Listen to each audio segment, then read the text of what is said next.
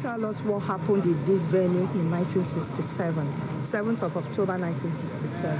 It was a place they massacred our sons, our fathers, and our uncles. And our wives, our mothers, were made to bury them in this shallow grave. What really happened on that day? It was a day that Asaba decided to welcome the Nigerian troops into the Asaba, not knowing that they were having sinister motives. As soon as these people were gathered together in a very fine, their white regalia, the army now decided to separate the women from the men. The old men were down and killed. And the women were ordered to start burying the men. It was like a massacre. Real genocide. It was a genocide. Yes. Because according to the United Nations definition of genocide, it means like elimination of a whole race. And what they did in 1967 in Assaba was a genocide. Why did you think it's genocide? Why do we feel it's genocide? Yes. Genocide in the sense that they thought they would eliminate all the male folk in Assaba and leave the women alone. And what can you say to those people that did this in 1967? Well, what do we do? On behalf of Assaba people? We were thinking we are all one Nigeria, not knowing that we are not. They decided to eliminate all the Igbo-speaking elements in Nigeria. And what can you say to the international community about this ceremony today and how Assaba people feel? We are feeling that when we look at the history of the war, there was no history. There was no place it was mentioned. So we, the Assaba, decided that history should not be made dark while we are resisting. Our children should remember this massacre, and it should go down to the history. They came from University of Florida. They sent in some research fellows there. In fact, they came with their camera. They saw the massacre through their expert camera, and we are still researching. And also, we intend to build a museum. We want to put the relics into the museum, and we intend to put up a monument here. And that's why we're appealing to all sons and daughters to contribute, so that we build a monument here. And also think of building a cenotaph somewhere in Assaba, so that when people come in, they will come and see exactly what Assaba looks like. Yeah, we're holding a memorial service for our brothers who were massacred during Nigerian Civil War in the year 1967. What really happened on that day? How did they manage to come out to this venue? Yes, what happened was that when the federal troops, that's Nigerian soldiers, came into us, the bulk of the people in Assaba, they ran away because we don't see war, but we saw that people were being shot, bullets were flying here and there, so our people now ran into the bush, all the bushes around Assaba. But the federal soldiers called on the head of the town that they shouldn't, the inhabitants shouldn't be running away for them. That is the then Assaba of Assaba. Yes. That. And who was the person? Can you remember the name? The name of the person is Obi Onyete. Okay, Obi Onyete. Yes. So the federal troop told him that they are not here, that they are here for peace and to govern the people. That when the people run into the bush, who are they going to govern? That they are all one, that they want to maintain peace and stability in Nigeria and in Assaba indeed.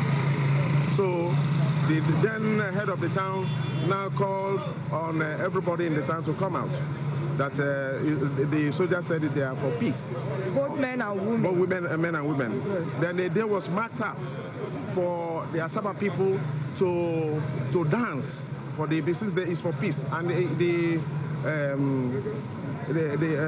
what dance means in our place portrays goodwill and peace. So everybody came out at a designated point. Our people were told after they have danced, both men and women and children. The men were asked to, they separated men and women and children. The children and the women were kept in one line, and the men were kept in another line. So what happened is that the federal troops set a machine gun in front of the men and continued to shoot them like that, and they killed them, massacred them in their clothes. So it was a massacre. It was a massacre. So they really wanted to kill all the men in the town. That's what it implies. So their intention was to eliminate the whole people in this town. To eliminate people in this town. And what can you say to those people that did this? Well, the people that did this, the law of the UN law and Nigerian law. That is the United Nations. Human rights should be able to ask questions of what has happened to this big town in Nigeria, and an appropriate punishment should be given to them. Yeah, because till today there is denial that the massacre did not take place. No. But we know the truth. We know that in Asaba that many people were massacred. Yes. And we're in the venue today to show them that it happened. Yes. And please, what can you tell the international community about this issue? Now, the international community should see to the plight of the Asaba people.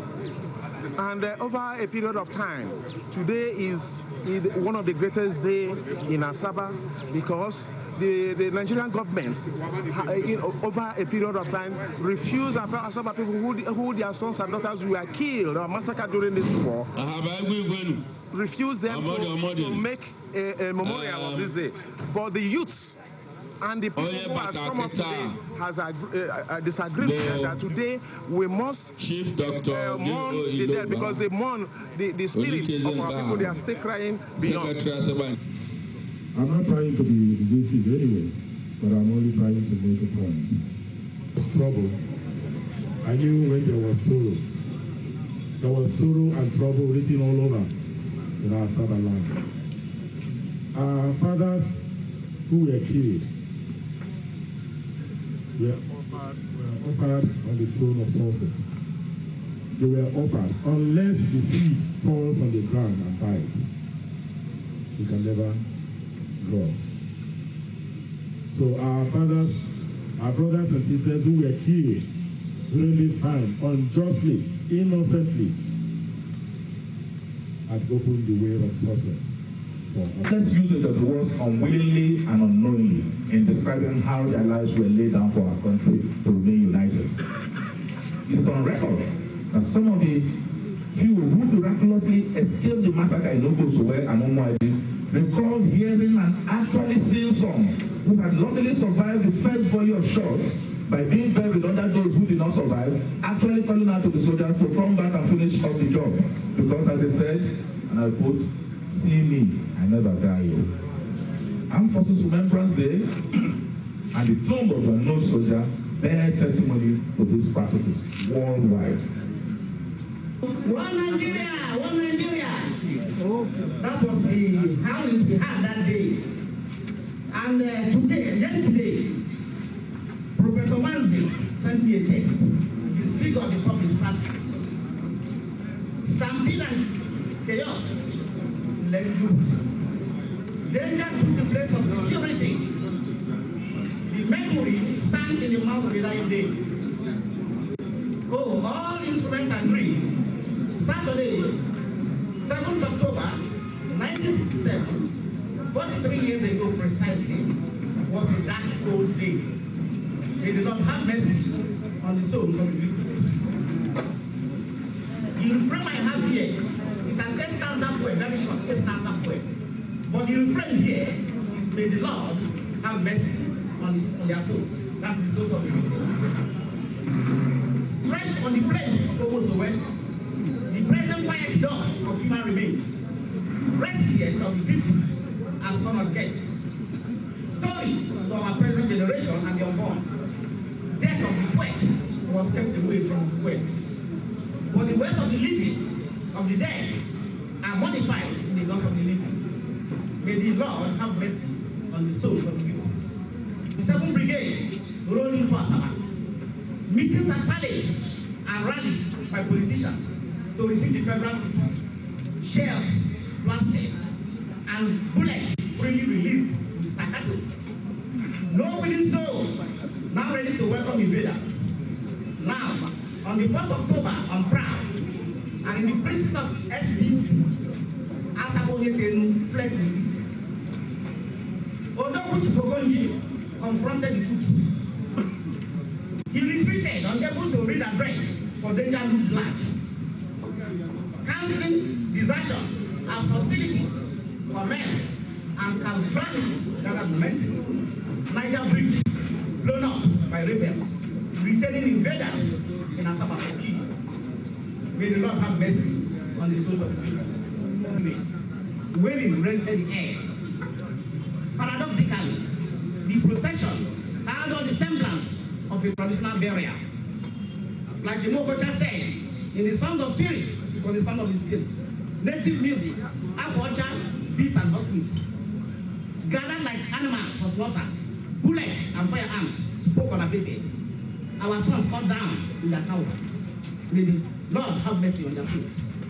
Body parts, litter, decomposing, nightmare to behold, a pogrom, genocidal, bizarre, a valley of death, Golgotha, a tragedy, a carnage, a holocaust.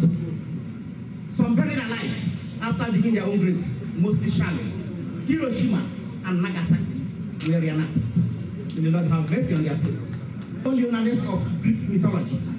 Our own Simon of Cyrene that threw the cross to Golgotha.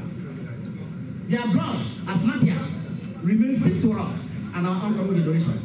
The unity of the widows, the federal soldiers, depleted our population. May the Lord have mercy on the souls of the victims. Who die on some. For even Boswell, Byron's favorite dog, had this inscription on the monument to him at New State Graveyard, which states, a dog that possesses beauty without vanity, a dog that has strength without insolence, a dog that has courage without ferocity, and all the virtues of man without his vices. Good night, my dear Boswell. So, if we could mark the mass grave of them that fell, these we shall write at Ogosowe and other spots as epitaphs, beneath their names with 7th October date. Underneath this ground lies our valiant and brave killed in cold blood. You who read, remember they died in pain without provocation. I'm passing here, if you can lift your eyes upon a peace kept by human greed, know that they did not die in vain. For green grasses have since grown, and dry Sahara yield great streams. May the Lord have mercy on their souls.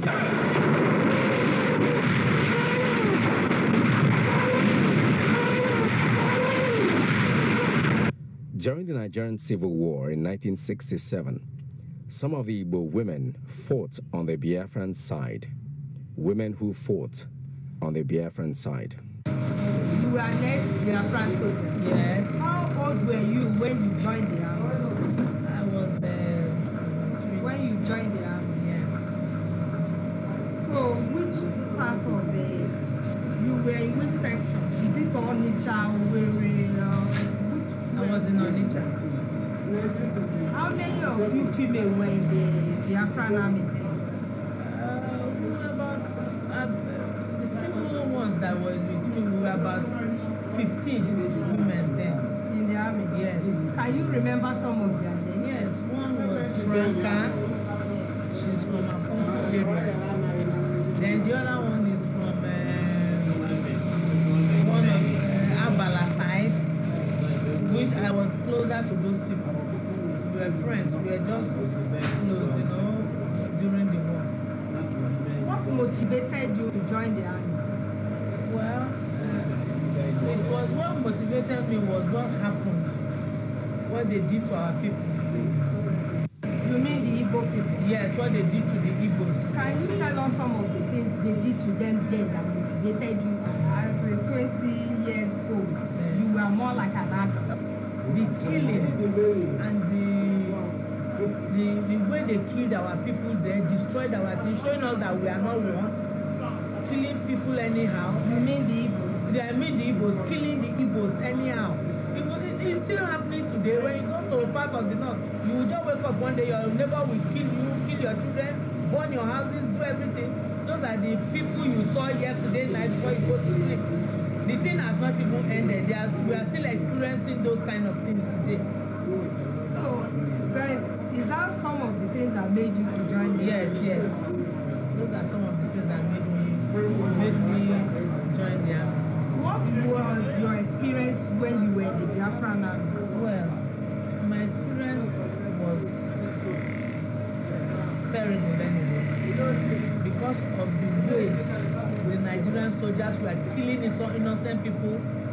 Because, you know, during the war, during the Biafran war, we go on hiding and, you know, they come out, they kill innocent women, brutalize them, destroy their homes, render them useless, sometimes they rape them, things like that. You know, so those things were very bad and it vexed me so much during the war. And that was why you joined the army? Yes. That was it. That was why I joined the army. But from what you saw during the war, before the war, many ghosts were killed, women, children, Exactly.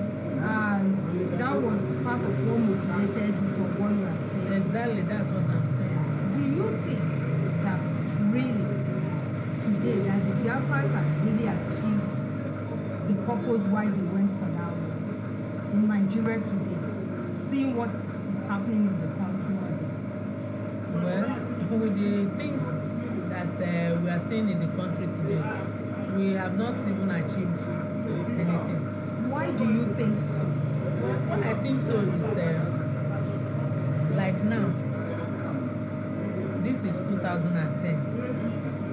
The aftermath is still saying that they must move, but the last southern ruler was Agui. All through, the northerners are the rulers of this country. They are still vexed. They don't want it. So they are still causing a lot of trouble that they don't want this to be. So it means we are not one still, even after the Civil War. Please, can you say a little about what happened during the war?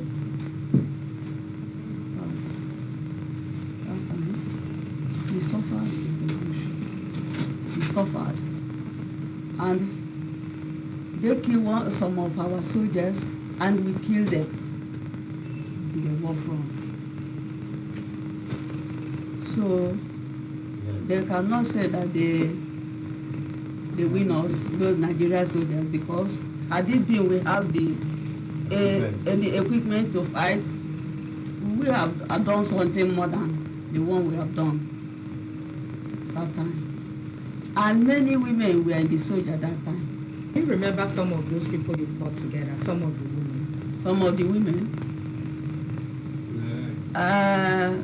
Just like Akajak, Odia, one Miss Okobi, Patricia Okobi. There are many. How difficult was it during that period for women? Well, we suffered, but you know. How old were you then? I'm 20 years old. During that time, we suffered. They give us, our parents, they gave us many names, but we don't even care. So you used to go to the war front with the men? Yes, I just volunteer myself. Because of that, my sister have to send us home, say that we open our mouth and say we want to enter army. I and my brother. My brother, they killed my brother. You see? That's soldier song. Yes. Can you sing that soldier song now? Yes, but then when we want to go, we say, I tell my sister, oh my sister, don't you worry. Oh my mother, don't you worry. If I happen to die in the battle, we shall see again. So, that time, early in the morning, when we woke up, we will just wear our gown and some put on their knicker, because I'm not used of putting knicker. We will go around singing, fighting. When time for fight reach, they will send us. They will send us for Reiki to go and know where enemies locate. It's good for women. It's not for men. When we go, we will locate their position and come back. We tell them. You meet the Nigerian soldiers? Yes. So, but what do you tell them when you meet them? No. What kind of questions do you ask? No, we don't tell them anything. They don't discuss. We don't discuss. See where they are. Come back. We just see where they are, and we come back. Sometimes we do as if to say we want to go and bring something. We don't show them that we are soldiers. Okay. You see, that is how we used to do our own. So, but when we come back, we met our people. They suffered a lot, and I myself, I was not happy to see my parents. Some of them, no house, no nothing. But when they saw me, they were happy because they know. They say, they're happy to see me back again. So, which part were you? Was it OME, or which section of it? Newi. Okay. Yes. Newi was the base. And that was our base. Sometimes we moved to other places everywhere. So we don't base in one place. So it was like the dangerous spots. Yes. Yeah, really dangerous. Remember some of the things? Yes. We keep our people. Some of them, sometimes they put food to eat. They will share that place. Many of them will die together with their children, others. I have a major question for you. Do you think that what happened was like a genocide? That they wanted to finish all the Igbos? Of course. Yes. And what you saw as the what I saw, Biafran they wanted to finish the whole Igbos. But we try. They try. We show them. They know that they met people. You must have been very brave to have gone to the war with the men. Yes, up till now, I'm still determined to. Inside blood now. Yes. So when I talk to my people, they say yes. You are still in that thing. I say yes. It's in the blood. So you must have been very brave. Yes. But when the war ended, you went back home. How did you think that people see you? So they know when they see me. Sometimes the way I talk to them, they will say, "Please leave her." You know, she's a soldier. And when I marry, I still marry soldier. You see. So that's it. But where were your parents then? They were in the bush. Are they not worried? So see who left the house has entered bush. They eat there. Sometimes they will not eat for 2 days or 3 days because there's nothing for them to eat in the bush. Very glad to have you, because there have been a controversy over the issue if women fought during the Biafran war. They fought. So, but we are glad to have women like you talking today. We have brave women. Yes, that shows that we have many women in army that fought. Because if you look at books, people don't mention about the issue of women fighting during the Biafran war. They always portray the war if it was the war for men. Nobody that talks about the women that contributed during the war. You know what is happening in Nigeria? They don't like to mention women's name. Because before, they don't even want women to come out. They don't want women to come out. Do you know? And the first woman, Obi, in our own local government to enter, to be one of the councillors there.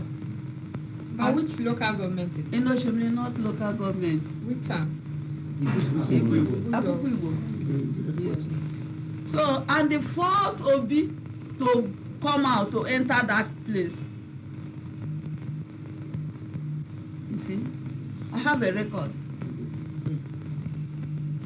So I respect that.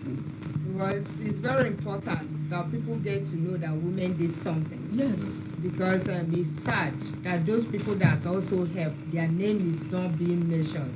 And some of us are ready to portray, to see the roles you people played during the war. You were a soldier in the Biafra. Yes, I went to serve many sectors during the war. Can you explain what happened before that shelling? Before the shelling, we were in the war front. When air raid came that afternoon, 8 of them, they were bombing everywhere, throwing shelling everywhere. So we took cover under one mango tree. I was the only luckiest person under that tree. Others were killed. I was the only one alive. I had an injury, a piece of shelling, which is still in me since 7th July 1968. I'm still carrying it. And it's giving me a lot of problem at my age now. So all my money is just going on treatment. Before they told me that it cannot be removed.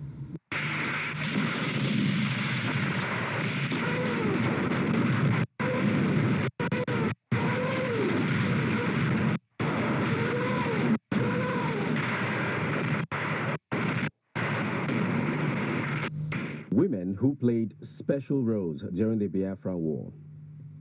Women such as Professor Mrs. Isabel Kamene Okonjo, the mother of the former Nigerian finance minister, Dr. Mrs. Ngozi Okonjo-Iweala, and others, played significant roles during the Biafra War.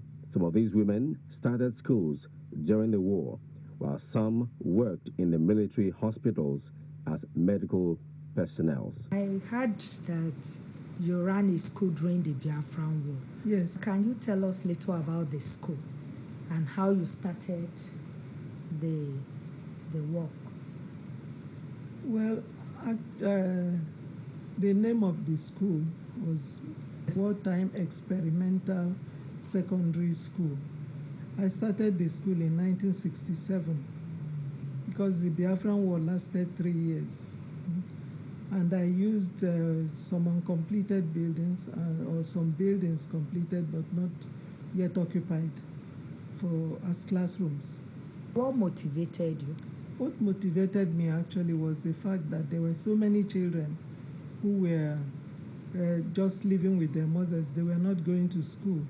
Most of them, their fathers were at the war fronts. So I thought that maybe being a teacher myself, the university lecturer, that the way I could help and contribute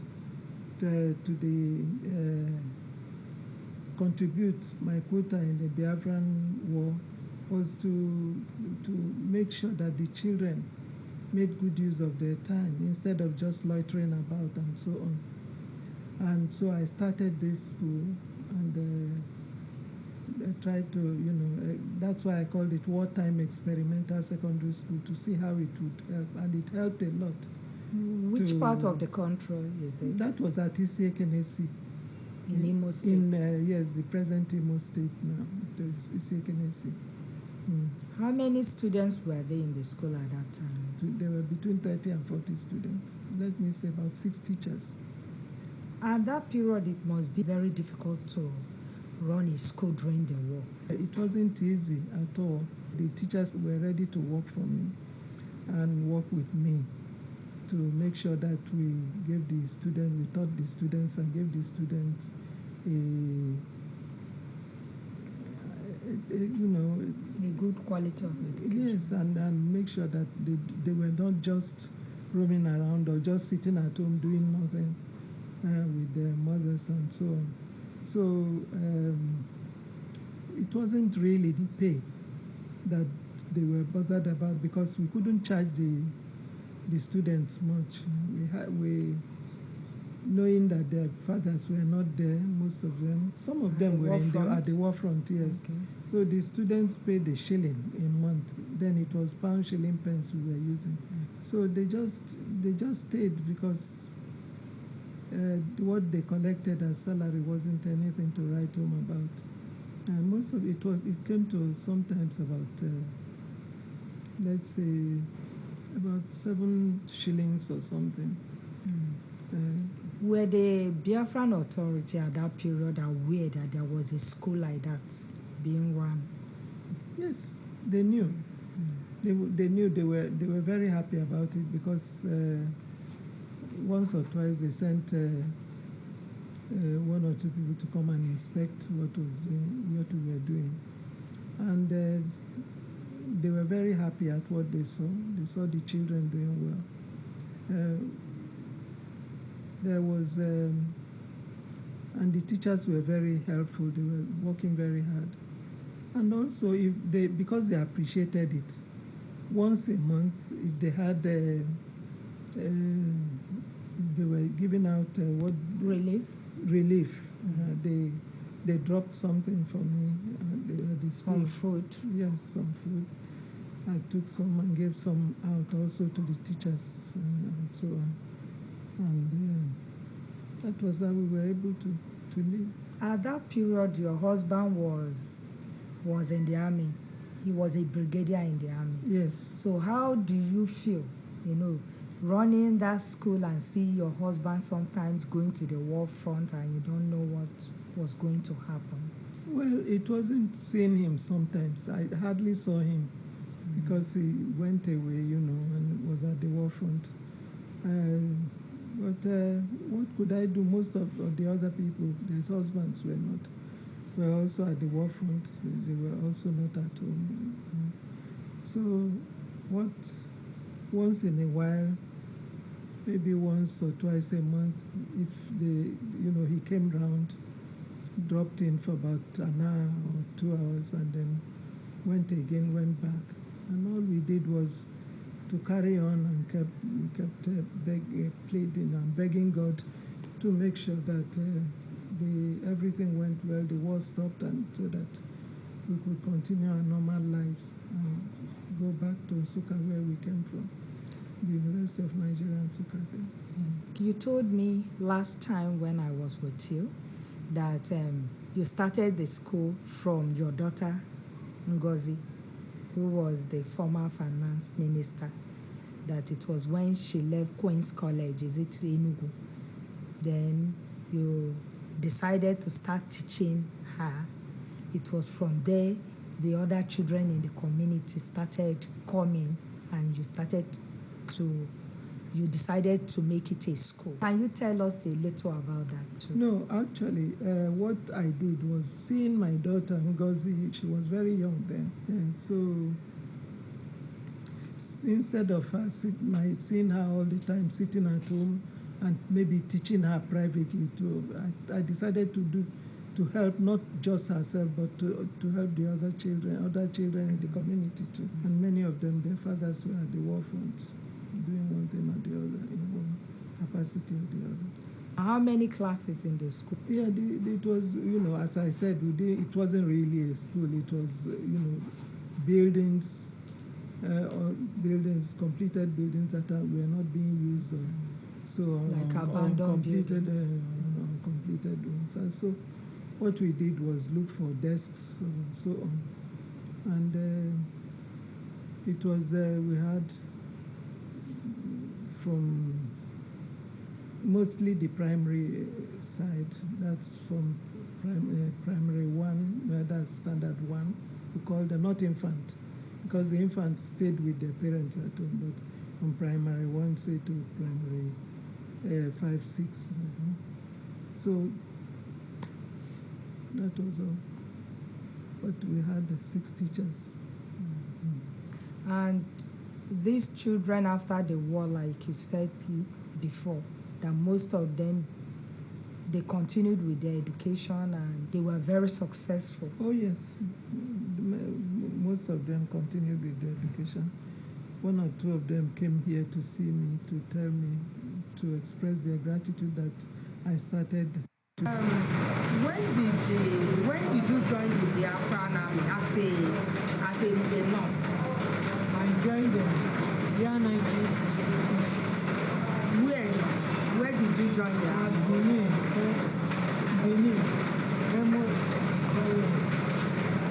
Benin.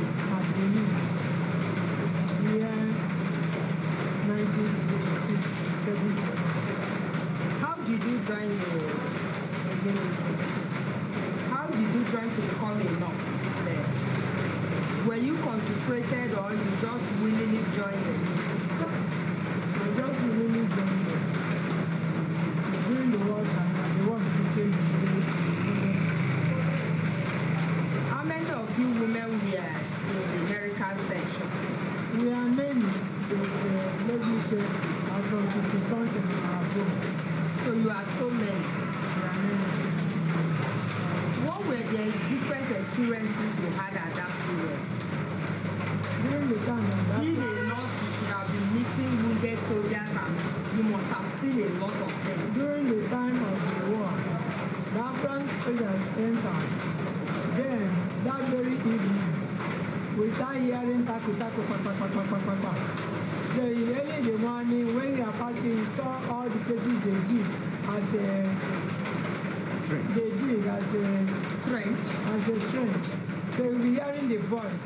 When we entered there, they were talking. We did not see them until when we entered up to the center of the place, they told me to stop. Then we saw some army people came out from the ground, start asking questions, and some people were firing, shooting guns. So many soldiers were wounded. They carried them down to MRS. We start treating them. Some are wounded, well, many died. Then we put masks on their hand, on the nose. Start carrying them, start treating. Some are already ill patients. They cannot stand up, they cannot sit down. Along the line treating them, many died. So, many of them died. Many of them died. During that time, Asia was in GRA, Benin. Do you know who most of these army people were? Were they Biafrans or Nigerian soldiers? Biafra and Nigerian soldiers met together when they were firing. So both parties are brought to the military hospital where you work? Yes, many of them are brought there, both Nigerian and Biafra. The Nigerian is more. Okay. Then, like in medical section, do you have different sections? Or do you all work together? We work together. So you don't have sections in that? We have some wards. Like what they during the casualty at the POT, they drop all of them in different ways. So, but when they bring the soldiers, how do you identify the different people brought to you? How do you know that this person is this person? How do you know? By the dress they wear, or it's khaki belt, what they put on their hand. So difference. That's when like rank. And they put khaki, army khaki. So during the time they got the Biafra, by their blood they wear, we identify them. Like this military hospital, does it belong to the Biafran side or the Nigerians? This hospital where you work as a nurse? It belongs to Nigeria. Then Biafra enter and they start firing themselves. So you mean the hospital is owned by the Nigerian soldiers? It's owned by Nigerian soldiers before the Biafra enter. So when you started working with the Biafra? I was working with Nigeria. Okay, so when they entered, they moved to the Biafra side? When they enter, they did not say that this is Biafra. What you after is to treat the patient. Okay, can you tell us more of your experiences? During the time of the Biafra when they were firing, because there are many treatments given to them and they wounded many. We cannot say that this is what we have to say that they have their own treatment. But during that time, but I see you must share tears because some cannot talk, some are bleeding to them. Those lucky people survive. They are very good. But those who survive, many die. Yesterday, when I introduced myself and told you who I am, you asked me, I told you I'm from one of Chess family. And you told me that you know, when you talked about my brother that was killed during the war and you asked me the name. And I told you and you describe somebody that looks like him. Where did you meet him, and how do you get to know him? I went to know him during that war. Where?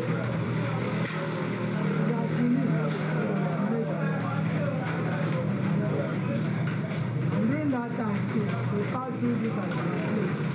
I came with them, we came to Asaba when they were firing that Biafrans entered here. So they were killing men at Asaba here. We made some at the General Hospital Asaba. When they brought so many soldiers. No, I mean this particular person I'm talking. The particular person you're talking is at Asaba because during that time, they brought so many doctors, almost 28 doctors. Dr. Patan, Dr. Okujai, they brought them from Lagos to come and help to treat them. So we joined them from Lagos, came down to Asaba. But when the killing was too much at Asaba, we left Asaba and started running away. So I met that your brother at Asaba when they were killing many soldiers. So how did you meet him? Which hospital? It was at Asaba General Hospital that I met them. Even my brothers, 5 of them were still there at Asaba because at Asaba, they lined some of them up and start firing them. And they will call some women, some men, and tell them to dig the ground. They will put them there and cover them. So was he a soldier? I mean my brother, was he a soldier or a civilian? Your brother was a soldier man when I came because he left. You mean Biafra or Nigerian? Can you remember? I cannot identify, but I know it's a soldier man. With the uniform I saw, with the khaki, I know it's a soldier man. That's okay. Then what did he come to the hospital? Was he brought to the hospital? By the time I saw him, that I know him, they were among of the people fighting. Later on I heard that he was killed. Because they killed many people at Asaba.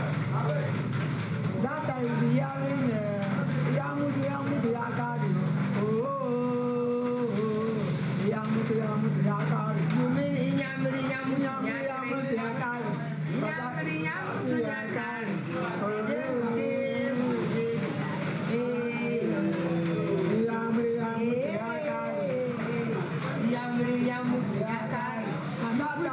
Nigerian soldiers, both Hausa, they will line up. The next thing we hear is kakakakakakako. Many of them will be running to bush, many of them will be running for their head. But as you see them marching on the way, performing in the way they send them. Like parade. They will be dancing. They will be dancing. Rejoicing that the Igbos are dead. They are all finished. Because the song in Nyamuti Nyakare means the Igbos are all dead. They are all finished. And this issue, like the song you started, Nyamiri Nyamutu Nyakare. In Hausa, Nyamutu means dead. Nyakare means finished. And the song goes that all the Igbos are dead. They are all finished. From your own personal view, what do you think that the Hausas were trying to do at that time? Because they composed that song. And what the song is saying is like all the Igbo people are all killed. They are all finished. Is that not like a genocide? What we found out is that they do not want Igbo people to stay alive. They will say that it's one Nigeria. When they say it's one Nigeria, they will be killing. They will say Yamutu Yakari. Oh, they will be dancing on the way, being happy, rejoicing that they have killed Igbo people. But even till now, they're still killing on the job. Killing Igbo people. But like the question I asked, what genocide means is when a particular race or tribe is targeted to be finished, to be killed. Do you think, from your experience during the Biafra war, that the Igbos was like a target, that the Hausas wanted to kill all the Igbos? Do you think that was their intention? That's not wrong. We think that they want to kill the whole Igbo because they didn't like the so they start killing, saying that they want Nigeria. So you think it's a genocide? That's what I'm saying. And like you said, many of the Igbos, is it only soldiers you see even the civilians, children, you know, as a nurse. You saw that time, during that time, when they were saying some bomb, when the bomb came, if you want to kill, we don't know whether you're a soldier, you're a civilian, we kill many. So in the hospital, not only soldiers they were treating, because those that bomb touched, we were still treating them. They passed many of them to SPC as refugees, planning the way to give them food. Some people run inside St. Patrick's College at Asaba, planning the way to feed them. So during the time of feeding, some will get food, some will not get. And if they put it inside the road, they may get some, they will not. They will see many dead bodies on the way during that time. So there was heavy massacre at Asaba. There was heavy massacre at Asaba. At different locations. Different locations. Even when they see them, they will line them up. They will start firing them. Is it civilians or are they soldiers being fired? They fired both civilians and soldiers, but civilians who were killed many at Asaba. If you come to a house where there are 40 or 20, they will not survive up to 3 or 4. They cleared all the family. They will tell the men there to dig ground and put those people. After they will tell the person to jump them, they will take sand and cover the person alive. Alive? You mean that they will tell people at that period to dig like a trench? They will tell them to dig a ground like a trench, and after digging, they will tell the person to pack them put inside. And some of them who cannot run, they will tell them to enter. They fire the person. And what do? They fire them inside the grave. Inside the grave. So they dig that they cover. You will see the hand and the leg up. So they make them to dig their own grave. Yes. When they enter, they fire them inside the grave. Yes. So and these people were civilians. Most of them are civilians. That's it. All the story we had that many Asaba people was killed without anything. Yes. In Asaba there was 3 locations where many people were killed. The first was Obosowe. In Obosowe, many people, almost half of Asaba people was gathered. They told them to come out and dance, one Nigerian. When they came out there, the Nigerian soldiers, under the command of Murtala Mohammed, the former Nigerian head of state, these people were massacred at that spot. And these were the people to be remembered on the 7th of October 2010 in that venue. There will be a sober moon for those people that died in that spot in Asaba. And there was another spot where many Asaba people was massacred. That was after the St. Joseph Maternity Hospital at Asaba, where now there's an upstairs built by Chief Ilongo. That place was an open field in Asaba, where many people from different villages, like some people from Ogilo village, some from Obosowe, some from Omoabu, was directed to by the Nigerian soldiers, and they were also massacred at that spot. Then the third spot in Asaba is behind the High Court of Justice at Umueze, just very close to Grand Hotel in Asaba. Those ones from Umueze was massacred in that direction. So a lot of the 3 mass graves in Asaba. Where were you at this period we are talking? This period we are talking, I was at Ugundo and went to Asaba. Even my own brothers, 5 was killed there. They were living in Asaba? No, they went to Asaba to watch what is going on, whether they will save some of our people.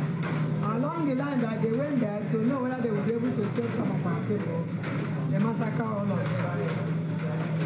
So after 2 or 3 days, all of us were crying.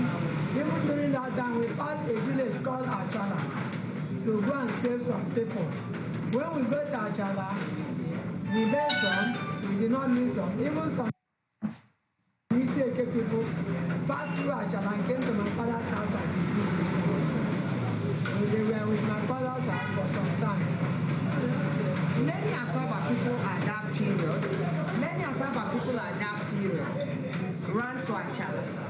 That is those ones at the beginning of the war. When when they ran to Uppsala, some of them came back to Uppsala, thinking that the war was over.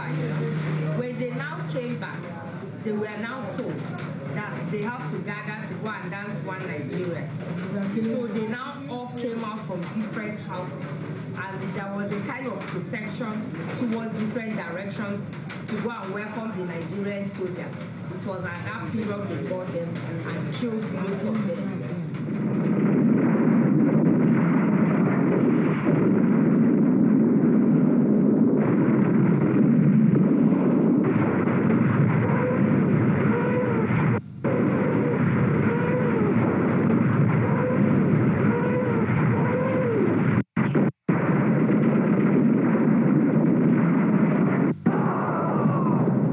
Many soldiers played important roles. People such as Colonel J.O.G. Achuzia and Colonel M. Okwechime. The role of the Biafran soldiers during the Civil War. What role do you play? That's why I said that in the previous interview, you know that I now rose to become the joint commander of the planning of operations. I was in charge of planning the war next to the OGP. Did everything.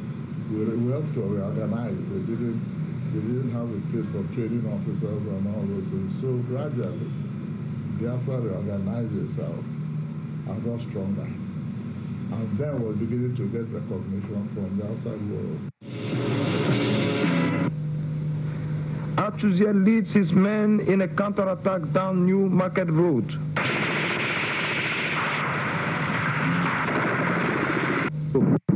However, the redeployment of Colonel Achuzia to this front brings a change. Temporarily commanding Colonel Onwatuegu's S Division, Achuzia succeeds in breaking Nigerian defenses and captures Egbu town, bringing Biafran forces within a mile of the center of Owerri town.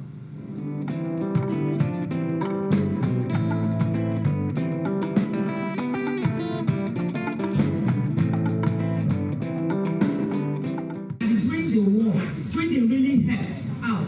It was a Swedish pilot that was bombing Biafra with food. The contribution of the international community during the war. Many countries, such as Sweden, contributed during the Biafran War.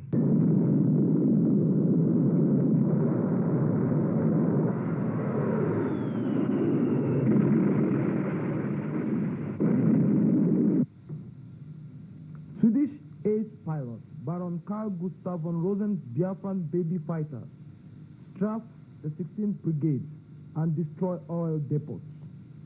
Still, the besieged 16th Brigade would not surrender.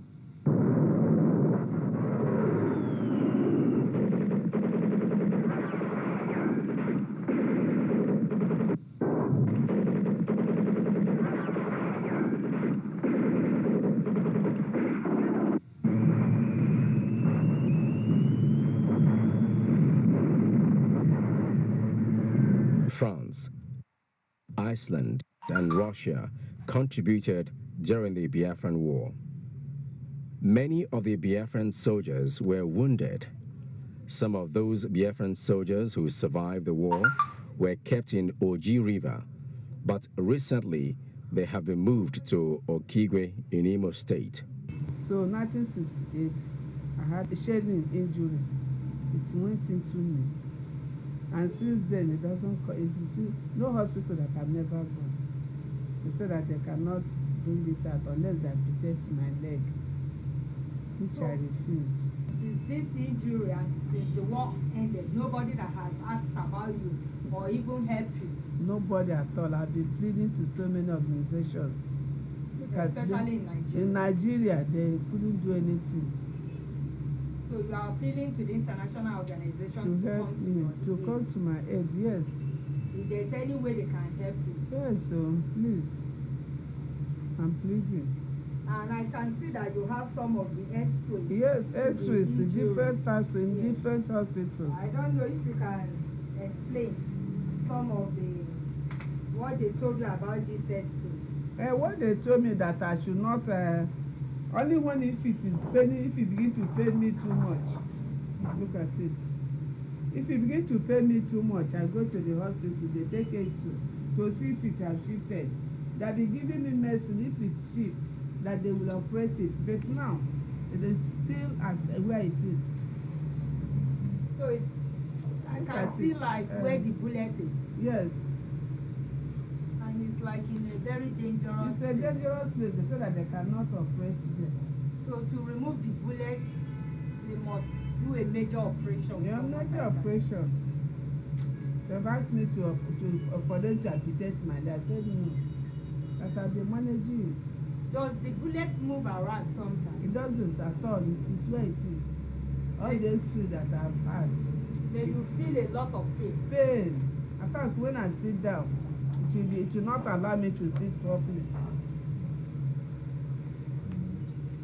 So it has not been all that easy. At all.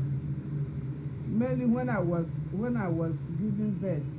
If I'm pregnant, I cannot stand up till I deliver. Oh, so you even use it to give birth? Well, thank God. It was very difficult. It was difficult. So what you need is help from international organizations. Yes, they should come to wherever they are from. They are, yes, they should come to sympathize. They are ready to help. Okay. You are now appealing to different countries, different organizations. Yes. Red Cross. Yes. Whoever that is willing to help you, that they should try to come to your aid. Yes. Is there anything more you would like to tell them? What do I have to do? Let them help me. Let them sympathize with me. As a woman that fought the war, I carried gun during the war. Only these bullets. Even this one here, this guy here, was when I was carrying a soldier out from the bush, a soldier that had a bullet wound. When I was carrying him out, that they shoot this, a bullet just came to me and crossed. They said I had to leave the man. So the man died in the bush when I was a Red Cross, before they changed us to civil defense, before they started teaching us how to carry gun, how to shoot. So it's not easy. So the appeal you are making for them to help you. To help me from anywhere. And see if there's any means they can remove the bullets you are carrying. If I thought it would be removed, I'd be happy. Financially, they let them help me and beg. Person that fought for 3 good years. It's a woman. It's no sympathy, nothing. Nothing given to us. They only said that the war is ended. Everybody just left. Nothing. Till today. But I think for the international organizations, we should look at the medical help. If there's any way they can operate you, if there's any way they can help you in that way. And for the Nigerian government, we appeal to them to pay you your pension, to compensate you. Yes. Because you cannot continue living this way. At all. At least you need something to see, at least, because you have suffered very much. I suffered. In the process, I lost my parents. Okay, you lost your parents. I was in war front when they died. I didn't even know. No sympathy, nothing at all, nothing. My family house was bombed down through shelling. So I needed help. You lost your both parents. My both parents, even our family house, everything, just gone like that. So it has not been easy for you. At all. Only one of my brother survived the war. My elder sister died during the war through shelling. So it's not easy. Your husband has been of help to you since? I have been helping as much as he can. He's not doing anything. We're just managing. He was a major during the war. Even himself, the same problem, nothing. You have not paid nothing at pension all. Allowances? Nothing at all.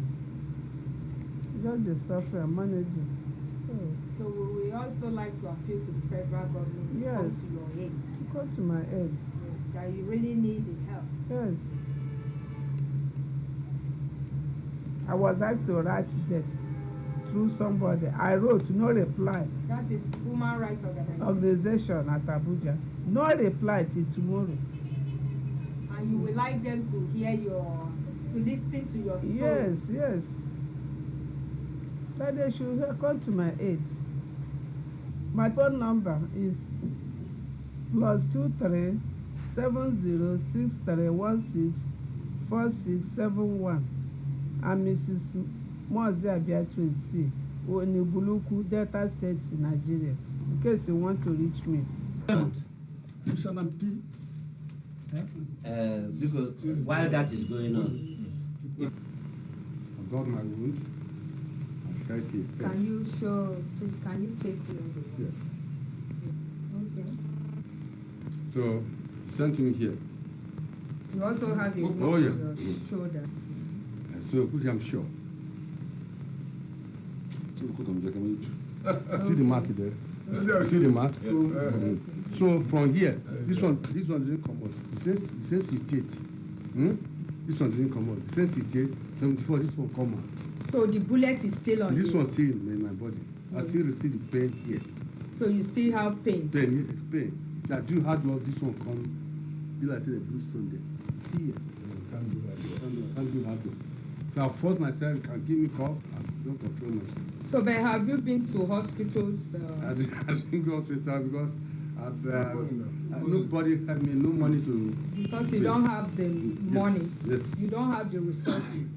So you have just been managing with the bullet after 43 years of the Civil War. Exactly. And no allowance, no pension, nothing. Nothing. That must have been ridiculous. What do you want? What kind of help do you need from organizations that would be willing to help you? Can you tell them, can you appeal to them and tell them the kind of help you need, especially at this period that you are still carrying the bullet through? What I need from them, I'm alive, but maybe they can help me with the bullet. To remove the bullet one, but no, that one, I'll carry it go. You need medical help to remove it. Exactly. But that is very important. It's only when you are alive then you can talk of your family. Am I not right? Okay. So because that is the kind of appeal I will expect you to. Okay. Because you need medical help because you don't have the finance, you don't have any means to be able to do that. That's it. What is your, and I can see some of the wounds you are having. And sir, since this thing happened to you, have you ever got help from any source? Never. Even from our own government, I mean the Nigerian government. Never. And nothing that nobody. You have just been trying to manage on your own to survive. So it must have been very difficult for you that even after the Civil War, I mean, that you are still suffering, no allowance, no pension, and nobody that can help you out. Am I not right? Yeah. So what kind of help do you think you need? Well, I'm going to survive my life, and to make have accommodation, have the thing where I don't get, because my people I get something to do, I have nothing to do. So where are you staying now? I live at my brother's house. Okay, you are just living with your brother. And it must have been very difficult for you. No pension, nothing. No pension, no nothing. And nobody that asks about you. Never. It must have been a difficult life. Yes. And you are appealing to any organization that is willing to help you. Exactly. If they can assist you at least to have some basic things you need. Exactly. This injury during the war, this I got this at Umuahe, at Umudike, during the war. At the same time, here too, I'm carrying a piece of bomb here. There were 3 pieces. 2 of them were removed in Abidjan, 1 still up here, hiding up here. And today, we've got nothing from the federal government, but the rest, those of the Nigerian army, were compensated.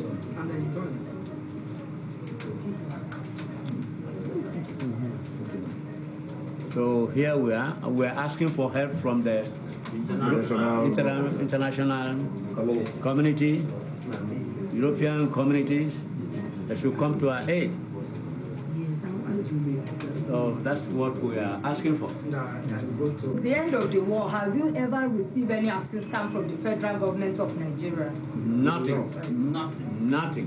Till now? Nothing. So how have you been living? Can you explain to them how you have been surviving till this, even with your wounds? Well, it's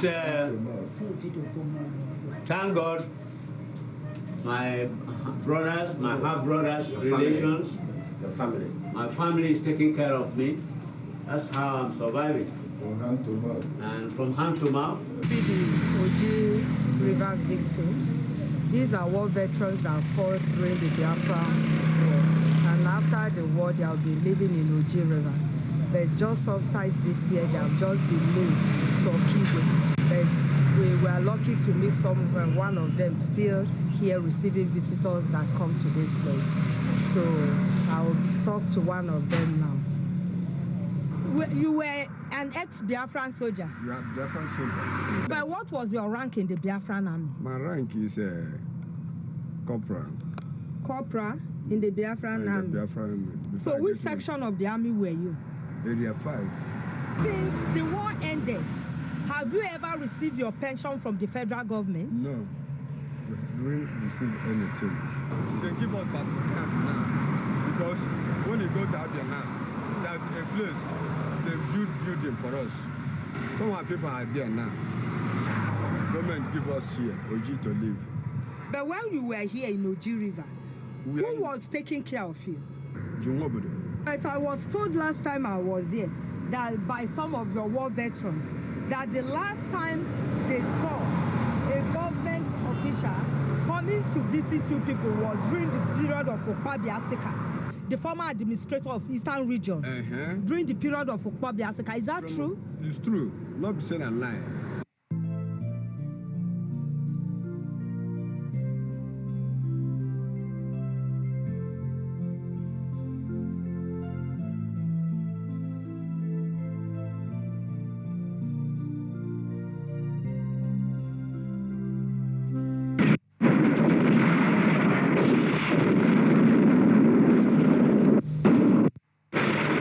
After the war, what happened to the Biafran soldiers who fought during the war?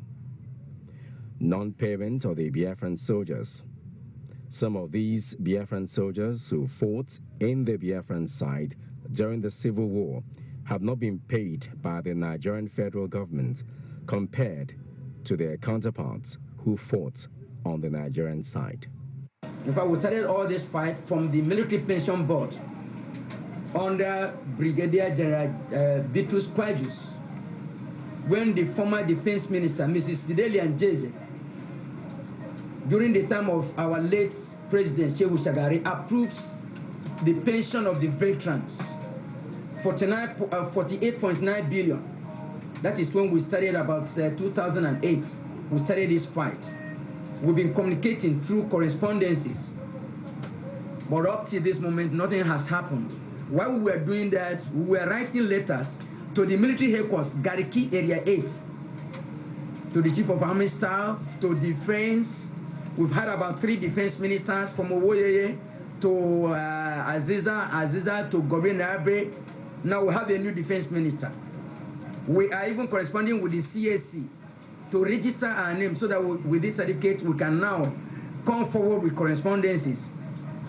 Now lately, we've written a letter to our new president, Goodluck Jonathan Azikiwe Ebele, asking for presidential pardon, that our name, the list of some few, 404 names, be captured, at least let them gazette us, so that others will know that something is going on. That something is happening, because our general, our former head of state, General Yakubu Gowon, said, no victor, no vanquished. In other words, nobody won the war. So that is exactly why we are still gathering here, that the world and our country will look into our plight. The least man here is about 67 years old. When you look at the situation of the war veterans, you will agree with me that the war veterans are the poorest of the poor in this country. And the war veterans are the Nigerian society. And we are appealing that international community should give the war veterans the needed support for sustainable cohabitation. And since the end of the war, you have not got any kind of assistance, pension or social welfare from the federal government of Nigeria? Nothing. So what appeal have you got to give to the international community on your own behalf? We are asking the international community, just like other war veterans in other countries. We learned of the French, the West African, those who fought for the French army and other countries. They have their own package. Here in Nigeria, nothing was given to us. And we know that they are doing this because we are not part of them, the way I look at it. They don't take us as part of them. If not, they would have thought about us and giving us something. You see, and it makes us think very bad. Because I personally, when I look at what is happening, look at Yugoslavia, after so many years, they split because of bringing everybody together. The so-called leaders, they don't want to bind Nigeria together. We fought for the world just to bring Nigeria, keep Nigeria one. Yeah, General Gowon said no vanquish, no victor. And we are still hanging. That they will look at it and do something for us. Nothing. So we are begging and begging the international community to come to our aid. A lot of things happen during the war. So I'm surprised that the federal government will pay Nigerian soldiers, the ex-Nigerian soldiers, and leaving us ex-Biafran soldiers. Yes. Even you females, they did not suffered very much. They did not see nobody that is bothering to ask about how is it, or even what is going on. Nothing. And that must be very terrible. It's terrible, my dear. We still feel the pain. Sometimes when we look at them running about, talking newspaper, I will just be looking at them and say, is this a country where you recognize just the part of people and you don't recognize and you say we are one? We are not one. That's why we are not one Nigeria. If we are one, they will do it just as the same they did the Nigerian exodus. Because the injustice still continues. It is till tomorrow. We are still in it. And nobody that cares. Nobody cares. I don't know. We are appealing to the federal government to still look into it and pay us. But I'm not happy with it. I know why I joined war. I joined war because we are being marginalized. Praise to the war. Are you getting me? The rule of law was not respected. Exactly. That's all. That's all you hear from me. Rule of law wasn't respected. Being marginalized. Or what we are aiming at, the priorities we have in the South is not the same as it is in the North. Yes. Educationally and otherwise. So we are still there. The war is ended, but the purpose has not been achieved. And at the end of the war, I came back physically all right. But the preamble I want to say is how the war, what make people to know that the war was not won by any side, whether Biafran troops or Nigerian troops. As the head of the Nigeria said, no victor, no vanquished. Soldiers who fought in Nigeria to keep Nigeria as one nation. Arms were laid down, no victor, no victory. Arms were laid down, no victor, no vanquish. Long live Nigeria, long live veterans. Long live Nigeria, long live veterans.